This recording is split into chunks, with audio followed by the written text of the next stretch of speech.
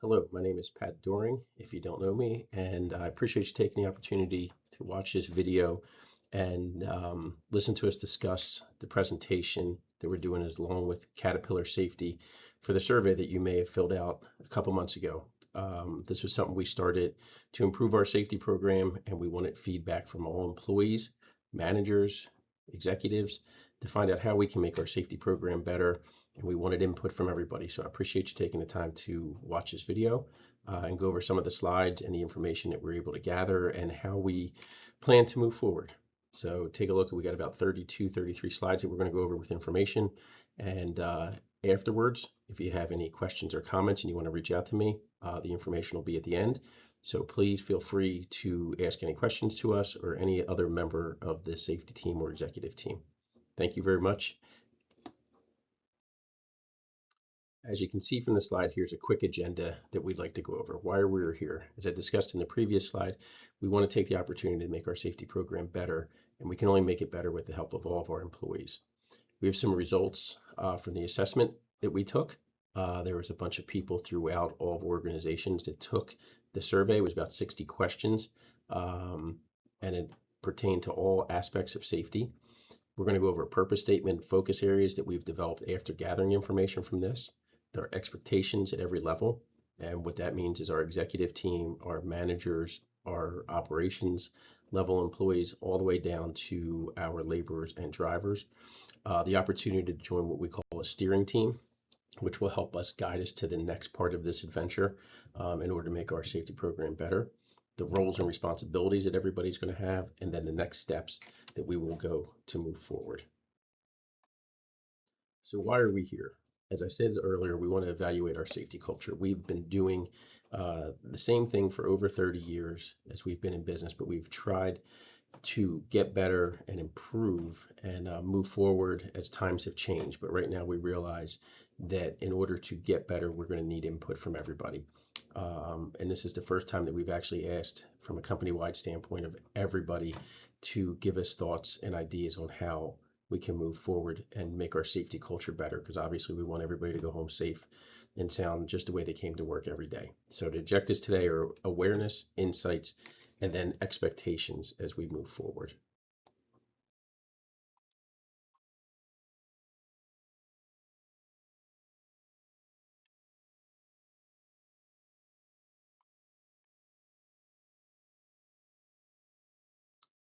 So if you recall, a couple months ago, probably in early March to April, we filled out or sent out a survey to everybody. Some people got a paper copy, some people had a link that was sent to them on their phone, and what it was called was a safety perception survey. And as I stated earlier, it asked about 60 to 65 questions on our safety program and what employees thought about it. And here are the results of what we got back. We had 173 employees filled out, 64 supervisors, 42 managers, for a total of 279 people. So we were pretty happy with the amount of participation that we got. And as Caterpillar has told us, anything over 50% would give us some good data. Caterpillar's research on this is they have over 40 years of research and study. They measure the percent of positive responses, and then what they do is they break it down between different departments. So as you can see here, we set it up in 3 different areas: employees, supervisors, and managers. And you'll see how employees answered it, how supervisors answered the questions, and then how managers answered the question. You'll be surprised to see how much they actually do align when we get to that data. As part of this data scoring key, this is the way that they look at it. And you have different areas here: green, yellow, and red. And you can see anything in green was a strong performance, which was a good answer, a positive answer. And that was anything that was over 90%. Yellow areas are anywhere between 75 and 90, which need attention. And anything under 75% is the areas that we really want to focus on as a company and a safety department. And then, as we talked about earlier, you will see gaps of how they broke it out between each group right there. And in the gray box, it'll be neutral, yellow needs improvement, and then red needs attention. And what they do, if you look to the upper right-hand side here, they break it out. Hey, the employee's answers versus supervisor, the employee versus manager, and then supervisor versus manager. And then they make a little asterisk down here about reverse negative questions. So they wanted to ask a question where no would be the correct answer as opposed to yes. And the reason they do that is to make sure that people and employees are actually reading the questions and then answering them the way that they're supposed to. So as they broke the data out, there were definitely 11 indicators and areas of concern that we needed to address. And you can see from the three different boxes here, strong performance. People, employees have rated us as a company that we do hazard identifications very well. We do safety inspections very well, and we do safety meetings very well. As you look to the middle box there for needs improvement, the effectiveness of our training program need to be better, credibility from our leaders, employee involvement, near misses, and caring climate. So those things that we will continue to work on. But as we move forward in the immediate, we're going to focus on the three on the right-hand side, which are the event learning, risk reduction, and feedback. And as we dove into this data, those were three things that really surprised us that we thought we did well, or at least better than some of the other areas, but these are the areas that our employees feel like we need to do a better job on. And when we talk about event learning, we're talking about, hey, if we do have an accident or an incident or a near miss, how do we talk to employees about that? How do we make things better? The risk reduction, obviously, we want to make everybody safe on a job site. And if we can take the risk out from an engineering factor, it'll make our job a lot easier and a lot better. And then feedback, how do we listen to our employees when they actually come to us with a concern that we can address and actually work on? This slide here just shows the breakout of the questions in the categories that we're in. And as we show from the previous screens, green, yellow, red, you can see this correlates to the previous screen that we just showed you of the areas that are in green, the hazard identification, the inspections, the safety meetings, all things that everybody feels that we do well. But you look down to the bottom three, the event learning, risk reduction, and feedback, definitely got answers in the low categories, anything under 75%, which would give us a red. So you can see that these are the areas that we definitely need to focus on. This slide here is the breakout between the different division types that we talked about in the groups. So you can see when you compared employees to supervisors, employees to managers, that we score about the same way. So this is just a breakdown of the data again of how each one compares to each when they correlate to each different question and event learning. And we still, between the risk reduction, feedback, and event learning, are still our bottom three. We put in the next two slides are actually of B&B Signal and Utilities Unlimited, who were involved in this as well. But we wanted to show you that across the board, it is exactly the same how our employees feel about our safety department. As you can see, if we just focus on the bottom three, event learning, risk reduction, and feedback, once again, are the bottom three where we need to improve.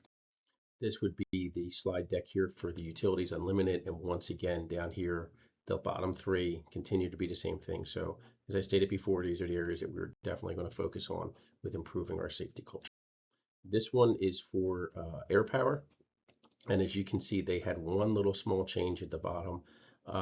Risk reduction and feedback were included in there, but care and climate was another one that in the other indicators for the other companies was right there, number 4 at the bottom. But as far as utility air power is concerned, it fell into the bottom 3. So the next two slides are going to show our top indicators, and these are the areas that we scored really well in. Hazard identification is one of them here. So some of the questions that were asked during the survey: do employees identify workplace hazards? Do employees initiate action to correct hazards? Are hazards identified in the correct manner, in a timely manner? And as you can see, we scored very well between all three categories. And this one here just shows the top 5 questions where we scored really well as a safety department. Did the training you received prepare you to do your job? Do safety meetings effectively prepare you to work safely? Do leaders actively encourage employees to work safely? Are supervisors knowledgeable about the safety hazards? And then do employees identify workplace hazards? As you can see, everything here is in green. So that means we scored very well as a company in these areas. So here are the questions and the areas where we did not score very well. As you can see, there's a lot of yellow and red in here, and this indicator was under the topic of feedback. So things that we need to improve on, especially if you look at the bottom two here, is discipline the first reaction when someone breaks a safety rule, and does our organization celebrate days without work injury? So a couple of things that we definitely need to work better on is that we don't overreact when something bad does happen, that we get to the bottom of it, get our facts, and get our executive team out there to walk through this incident or accident that may have occurred, and how do we prevent it from happening again. And here are the bottom 5 questions that were answered for the lowest scores. Does management normally respond to an incident by creating more rules? That is the perception out in the field. Do people take more rest when production pressure is high? Does our organization celebrate days without injury? Again, that was a kind of a common theme from the last slide. And then, hey, are people disciplined when somebody breaks a safety rule?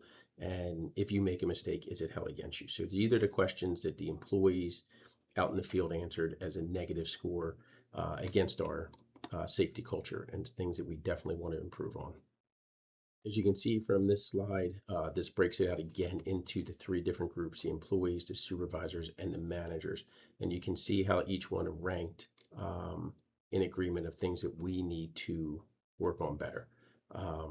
Feedback, risk reduction, and event learning, pretty much consistent throughout all 3 groups. So after we reviewed all the data and had a couple meetings with the people from Caterpillar, we had another meeting with our executive team. There was about 8 of us in there that sat through an 8-hour day with Caterpillar, going over all the data, and something that we came up with is a purpose statement. And I'll read it off to you, and it's something that we kind of want to move forward with and live by. Our purpose is to lead a safety focused company where people never have to choose between doing the job and doing it safely. By listening to our employees, we align safety and production while building and strengthening a culture that attracts and retains the best people. And the areas that we need to focus on, that when we looked in the mirror and said, here's what we really need to look at, is the event learning, the feedback, and the clearing climate, which will help us get to this purpose statement. So from an ownership level, things that we need to work on and that we talked about earlier is our goals and things that we have to do better. So our expectations from the ownership is to be present for conversations. What we want to do with this is you'll see us more visible at toolbox talks, at safety meetings in the field, or when you see people from the executive team riding jobs. Hopefully they will make a conscious effort to go out and talk to everybody on site and be there for you if you do have a question. We want to provide a vision for what we want achieved and have it regularly communicated. So this is part of that. We did a survey that a lot of you filled out. We didn't just want it to be a survey and you never knew what happened from it. So this is part of that. Engagement and learning meetings. We will try to do more training and be present for that, and acknowledgement of positive safety behaviors regularly. We will set some goals through our steering committee and hopefully be able to go out and reward people who are being safe and having safe behaviors daily. So our middle managers, and these are our superintendents on site, our area superintendents, our project managers, people that you pretty much see every day. We ask them to be open to ideas from frontline employees by asking questions and following through on actions. So if they tell you to do something, ask you to do something, we want to make sure they're held accountable.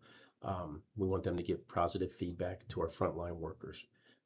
We want our PMs and PEs to spend more time on sites within meetings to establish trust with our employees, okay? Kind of like what we just discussed, where the executive team is out on site. We want to make sure that they're talking to employees as well. And then we want to make site visits when nothing is wrong. A lot of times you just see people show up when something goes wrong and they're there to talk to you. We want to be able to build that communication and trust between all levels and be there when nothing's wrong to support our employees. We also want our frontline leaders to focus on a couple of things on site daily, and that's to be engaged in the morning huddles. Okay, we don't want this to be a piece of paper that's just pencil whipped and nobody gets anything out of it other than they have to be there at a certain time to discuss something. So we ask our superintendents on site, our safety professionals on site, to do morning huddles that engage the employees. We also want to make sure that everybody on site has the right PPE and the tools for the job. And then ongoing hazard identification, something that we scored very well in, but we need to continue to do. So we ask people that if you see something, say something. If there's a hazard out there on site that needs to be corrected, please make sure that it gets to your superintendent or gets to the safety professional on site. So when it gets to the frontline employees, the people who are actually on the ground, boots on the ground doing the work, here's the expectations that we have for you going forward. We want you to watch out for one another, effectively communicate to one another if anything is unsafe. We want you to identify and speak up about hazards and share input and ideas with leaders on how to improve safety. Obviously, we want your voices to be heard, and each one of these 3 bullet points leads back to that. So if you see something, say something. Please communicate, look out for one another, not only yourself, but also your fellow employees. As I mentioned earlier, part of the Caterpillar program, after we go through all of this training and surveys, is to come up with what they call a steering team. And the steering team, the purpose of it is to build engagement and ownership throughout the organization by developing, deploying, and maintaining a tactical action plan to execute the strategic priorities identified by the executive team. Now, I will say on the bottom here, it says volunteers wanted. We already have about 5 or 6 people who have volunteered for this team. Obviously, we'd like to have more volunteers. So after watching this, if it's something that you want to be a part of to help build our safety culture, please reach out and let us know. The responsibilities of that team are going to be to develop a plan to address strategic priorities. They are going to meet at a frequency at least monthly to go over stuff, and they're going to deliver monthly reports to the executive team on the progress of how their committee is doing. Some of the things that we really want to see quickly as I move up this slide here is we want to win safety improvements quickly. So if somebody comes up with an idea that we can go throughout the company with and it works, that's something we want to do early. And it could be as simple as, hey, everybody has attended a toolbox talk this week and we got 100% participation. Or one of the safety professionals went and hit so many jobs and did inspections and everybody was right. The other thing is we want to coordinate training and development for leaders and employees. We understand that's very important to our employees, that they're trained on their activities and they're also trained to do their jobs safely and better. So more training equals more wins for us. For the steering team, just a quick chart here of how many roles are on it. We have an executive sponsor. That'll be somebody from our executive team. We have a team leader, somebody who's going to be the communication chair. That's the person who's going to get the information out to everybody, probably through our HR department, and then various team members. As we move forward again in this process, roles and responsibilities. Right now we have 2 different teams. We have our executive team. Their goals, responsibilities are going to be to provide leadership and strategy. We're going to develop the steering team. We're going to drive accountability. We're going to have role model expected leader behaviors, and we're going to monitor and communicate progress. For the steering team, the kind of things we just went over, they're going to develop a plan to address strategic priorities, which are going to help our safety culture get better.